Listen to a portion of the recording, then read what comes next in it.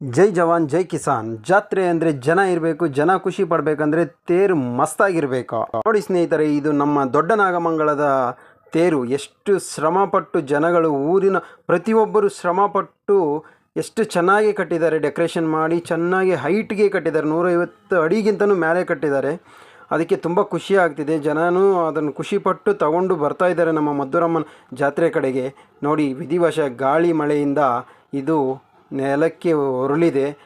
ಇದು ಎಷ್ಟು ಮನಸ್ಸಿಗೆ ನೋವು ಕೊಡ್ತಾ ಇದೆ ಅಂದರೆ, ಮದ್ದೂರಮ್ಮ ದೇವಿ ಜಾತ್ರೆಯಲ್ಲಿದ್ದ ದೊಡ್ಡನಾಗಮಂಗಲ ಜನದೇ ಅಲ್ಲ, ತುಂಬ ಜನಕ್ಕೆ ಕಣ್ಣೀರು ಬರೆಸಿದೆ, ಕಷ್ಟನೂ ಪಟ್ಟಿದೆ. ನೋಡಿ, ಆ ಡಿಸಪಾಯಿಂಟ್ಮೆಂಟ್ ಆ ಯೂತ್ರಲ್ಲಿ ಎಷ್ಟು ಮಟ್ಟಕ್ಕೆ ಡಿಸಪಾಯಿಂಟ್ಮೆಂಟ್ ಆಗಿದೆ ಅಂತ ನೀವು ನೋಡ್ತಾ ಇರ್ಬೋದು. ರಿಯಲಿ ಹೇಳ್ಬೇಕಂದ್ರೆ ಇದು ನಾವು ನೋಡ್ತಾ ಇದ್ರೇ ಇಷ್ಟು ಮನಸ್ಸಿಗೆ ನೋವಾಗ್ತಾ ಇದೆ. ಮತ್ತು ಅವರು ಒಂದು ತಿಂಗಳೆಲ್ಲ ಕಷ್ಟಪಟ್ಟು ಕಟ್ಟಿರೋದು ಅವ್ರಿಗೆ ಎಷ್ಟು ನೋವಾಗಿರ್ಬೋದು ಮನಸ್ಸಿಗೆ.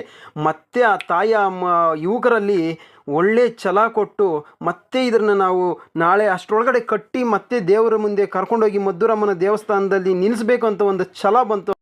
ದೊಡ್ಡ ನಾಗಮಂಗಲದ ಜನಕ್ಕೆ ಎಷ್ಟು ಥ್ಯಾಂಕ್ಸ್ ಹೇಳಿದ್ರೂ ಸಾಕಾಗಲ್ಲ. ಯಾಕಂದರೆ ವಿತಿನ್ 12 ಅವರ್ಸಲ್ಲಿ ಮತ್ತೆ ರಥನ ರೆಡಿ ಮಾಡಿ ಅದನ್ನು ದೇವಸ್ಥಾನ ಮುಂದೆ ಕರ್ಕೊಂಡು ಬರಬೇಕಂತ ಛಲ ಮಾಡಿದ್ರಲ್ಲ, ಬಂದೇ ಬಿಟ್ರು. ಪ್ರತಿಯೊಂದು ಮನೆಗೂ ಗಾಳಿ ಮಳೆ ನೋಡ್ದಿರ ಅಷ್ಟು ಶ್ರಮಪಟ್ಟು ಕಟ್ಟಿ ಸಕ್ಸಸ್ಫುಲಿ ತೇರನ್ನ ಕರ್ಕೊಂಡು ದೇವಸ್ಥಾನದ ಹತ್ರ ಬಂದೇ ಬಿಟ್ರು. ಈ ಸ್ನೇಹಿತರೆ, ಇದೇ ನಿಜವಾದ ಯೂನಿಟಿ ಅಂದರೆ. ದೊಡ್ಡ ನಾಗಮಂಗಲದ ಎಲ್ಲ ಜನತೆಗೂ ನನ್ನ ಸೆಲ್ಯೂಟು. ದಯವಿಟ್ಟು ಅವ್ರಿಗೆ ಒಂದು ಲೈಕ್ ಮಾಡಿ, ಶೇರ್ ಮಾಡಿ, ಇದನ್ನು ಅವ್ರಿಗೆ ಶೇರ್ ಮಾಡಿ. ಧನ್ಯವಾದಗಳು ಸ್ನೇಹಿತರೆ.